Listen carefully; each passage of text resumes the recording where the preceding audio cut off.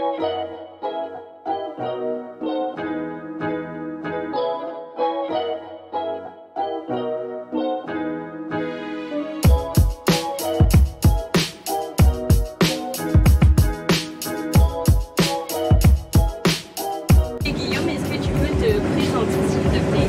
bonjour à tous, Guillaume Jouan, 26 ans, co-gérant de la SARL ETA JBG avec mon frère, ancien commercial de matériel agricole.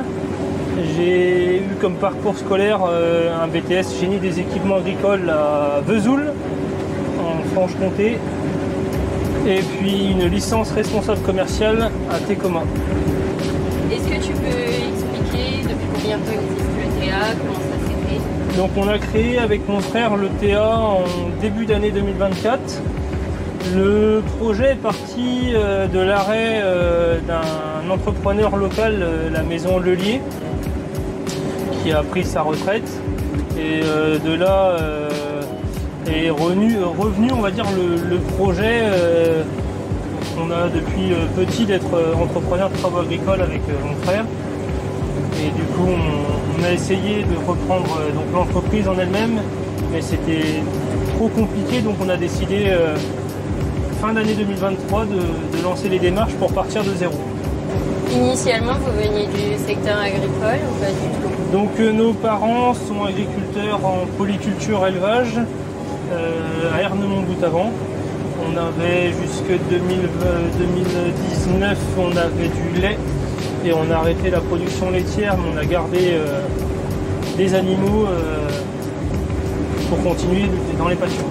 Peux-tu nous expliquer en quoi consiste la moisson dans le cadre d'une ETA?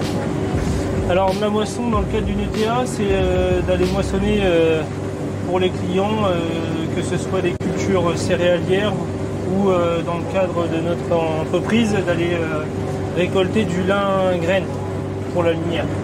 Alors l'entreprise, elle est donc principalement moisson, pressage de balles rondes, de balles carrées et pressage en rubanage. Donc si le client a besoin, on peut presser en balles rondes ou en balles carrées les champs qu'on a moissonnés, ou alors juste répondre à la demande en pressage.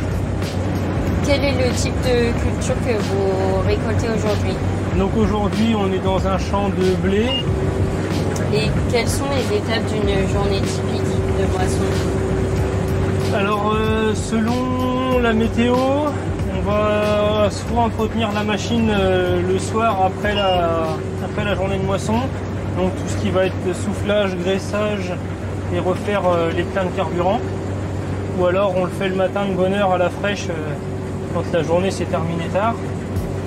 Et puis après, soit il y a de la route à faire pour se rendre chez le client selon la zone géographique où on moissonne, ou alors on attend, si on était encore chez le même client que la veille, on attend juste que ce soit bon à moissonner, que l'humidité soit redescendue en dessous de 15%.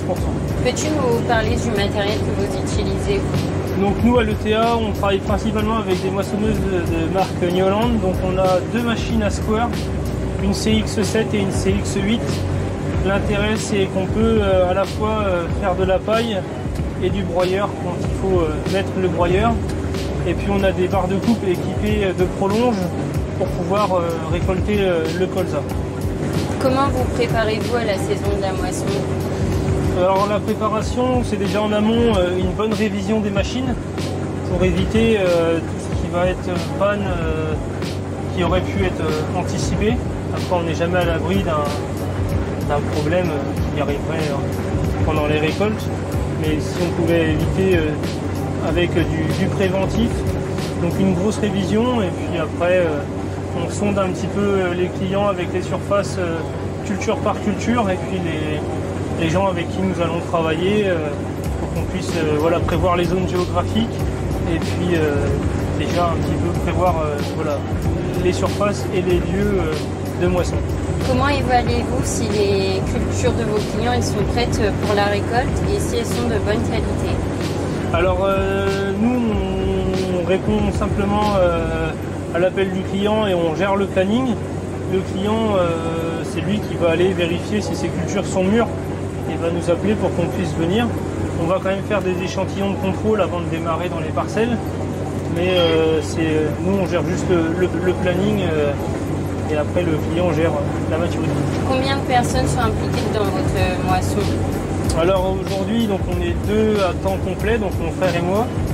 Et après, on prend une personne quelques heures, quelques jours, selon les besoins, parce que quand il faut aller presser et battre, il n'y a pas assez de... Il ne faut pas se couper en deux. Quelle est l'importance de la communication entre les membres de l'équipe? Une bonne communication, ça nous permet de gagner du temps sur l'organisation des chantiers et d'être réactif s'il y a une panne ou s'il y a besoin de faire un transfert de dernière minute ou un changement de programme à cause de la météo ou de la surface en plus qui viendrait avec le téléphone qui sonne. Vous, comment vous gérez les imprévus tels que les pannes? Alors on peut compter aujourd'hui sur un service après-vente qui est assez performant, avec de la disponibilité pièces et des plages horaires conséquentes. Quelle technique utilisez-vous pour optimiser la moisson au sein de l'ETA? Alors aujourd'hui, comme on est peu de personnes, c'est assez facile de gérer le planning. C'est donc Baptiste qui va gérer la partie planning batteuse et presse-balle ronde. Pour ma part, je vais gérer plus le planning presse-balle carré. Et après, on a un agenda partagé, ce qui permet d'avoir une visibilité sur les chantiers qui vont être à faire ou qui ont été décalés. Ou alors, quand on a besoin de rajouter quelque chose sans se passer un coup de téléphone, on le met dans l'agenda et ça permet d'avoir de la visibilité et de répondre à la demande quand le client appelle. Comment vois-tu l'évolution des techniques de moisson pour les années à venir? Bonne question, c'est notre première année, donc on va, une fois qu'on sera sorti de moisson, voir les points qu'on aurait dû améliorer, les points positifs, les choses. Je pense que ce sera surtout pour la partie lin, où on améliorera sûrement la logistique véhicule, parce qu'aujourd'hui il faut aller rechercher le chauffeur le soir après la journée, donc l'année prochaine ce sera un chariot avec voiture derrière la batteuse pour gagner du temps le soir. Quels sont vos objectifs pour l'année à venir? L'objectif, je dirais déjà 2025, ça va être de pérenniser la surface qu'on a pu faire en 2024. Essayer d'aller en chercher un petit peu plus, puisque là aujourd'hui on a bien avancé dans la récolte, même si la météo a été quand même compliquée, on a réussi à répondre à la demande en temps et en heure, et même de répondre à de la demande supplémentaire, ce qui nous a donné un petit coup de pouce quand même, parce que quand on démarre, on a un peu l'incertitude au niveau des surfaces que l'on va récolter. Mais oui, pérenniser déjà la surface de 2024 et pourquoi pas en faire un petit peu plus en 2025. Quelle est l'importance de la moisson?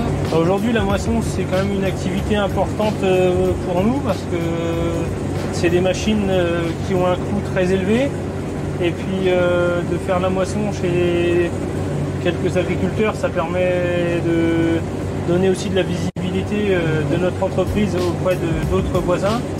Et du coup, pourquoi pas nous permettre des fois de développer chez certains agriculteurs chez qui on a été pour de la moisson, faire de l'enrubanage par la suite, ou alors des agriculteurs chez qui on avait fait de l'enrubanage, récupérer la surface en moisson ou en semis de maïs ou en différentes activités qu'on puisse proposer.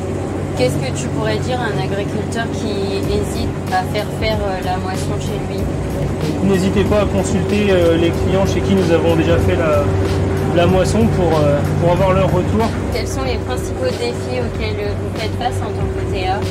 Météo, la difficulté à avoir des partenaires financiers quand on commence. Aujourd'hui, créer une entreprise, c'est quand même un petit peu le parcours du combattant. Parce que si vous n'avez pas de matériel, vous n'avez pas de clients. Et si vous n'avez pas de clients, c'est compliqué d'avoir du matériel. Donc, c'est une activité qui a quand même été compliquée à lancer. On a quand même pu remercier nos parents qui nous ont donné quand même un bon coup de main et un bon appui pour nous aider au lancement de l'entreprise. Quel est ton meilleur souvenir lié à la moisson? dirais la visite quand même de Lilou et Océane. C'est sympa. Merci. On a rarement de la jante féminine qui vient faire passagère.